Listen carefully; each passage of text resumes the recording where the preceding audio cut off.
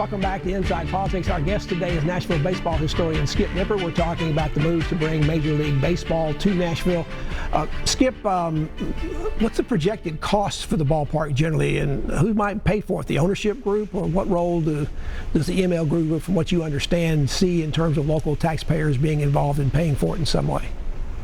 You know, the trend these days is to not rely on city money to build a ballpark. It can be handled privately if you can find the right guy.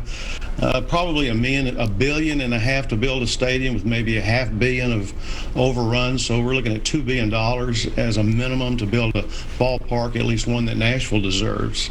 Now, you're aware there's a special election possibility here in December that would change the city's charter and significantly weaken the mayor and the council and the city's ability to float bonds, approve leases, or raise taxes.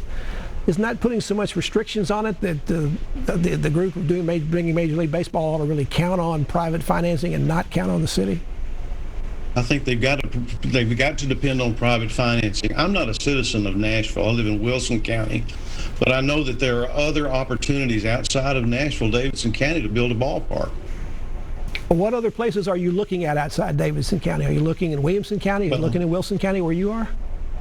I haven't heard that Wilson County, but certainly Franklin or the Williamson County area. You hear things, and I'm not positive that I can tell you exactly, but it just stands to reason that there would be some kind of an opportunity for the Stars management to look into other opportunities at other locations. One other general question is, Nashville's got the Predators, they've got the Titans, they've got now an MLS, a Major League Soccer team. Is Nashville big enough to have and support four Major League franchises?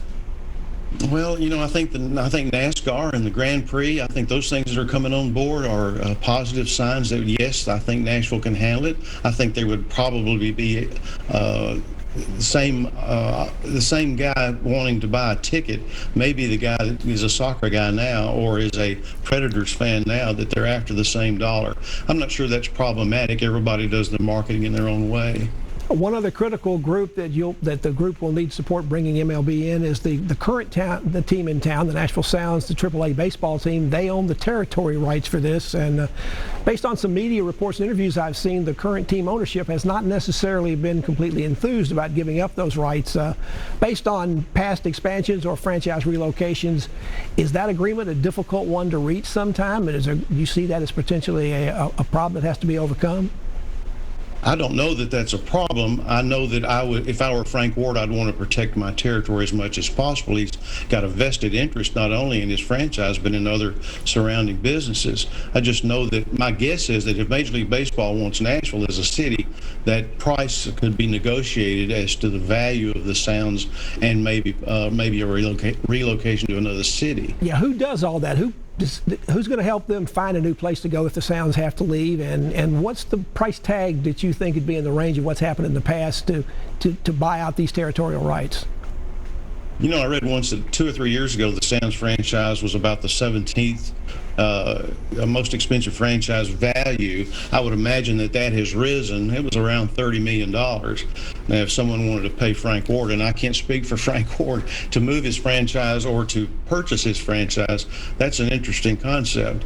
I think if Major League Baseball, once again, wants to come to Nashville, they're going to come to Nashville and make all that happen. Will Nashville also need to get approval from the other MLB cities that are closest to Nashville? That includes Atlanta, Cincinnati, and St. Louis. All of them are in the National League. That would sound like if Nashville gets a franchise, we're almost going to have to be an American League team. Yeah, I'm not sure that's true, because I think there's going to be a relocation that takes place, and it doesn't have to be a team in the East and a team in the West. For example, Montreal and Nashville could come into Major League Baseball at the same time, because you're going to see some reorganization of the leagues. And I think the model is the NFL, where you have teams that are like New York Mets, New York Yankees, Boston Red Sox, Toronto Blue Jays in a 4-team division. And I think with the expanded playoffs that we're seeing this year, I don't think that's going away either. So that gives you more opportunity. We've also seen in the scheduling sort of condensing where teams go. They haven't traveled as much. They've stayed sort of in general pairings and groups of people. They've one division against another. Do you think that's also the way you're going to see it with the expansion or relocations? They'll pare down the scheduling where you don't see maybe as long of trips and that sort of thing to sort of deal with some of the same things you're talking about in terms of change. They've already tried it this year, and it seems to have worked so far.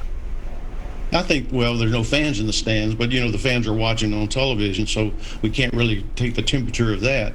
But I think it's a wave of the future, and I don't think it hurts that Nashville is in the center of St. Louis, Atlanta, and Cincinnati. I think it actually helps the narrative because of the expense that obviously Major League Baseball is trying to eliminate some expenses. They're trying to contract some minor league baseball teams, actually want to take more control over minor leagues. Pat O'Connor, who's been the president of minor league baseball for several years, has retired.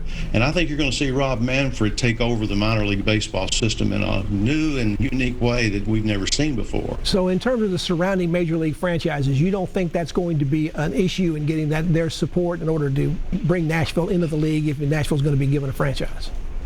Well, I don't think so. But once again, it's all about market, and there's a lot of it is about television revenue also. In fact, a big part of it, I think, is television revenue. It just depends on how they can work those regions out. Is Nashville a big enough television market to be added in? I know it's been the top 30, but is that something? I know that's something that in football the SEC looked at in terms of its expansion. Is that also something Major League Baseball looks at?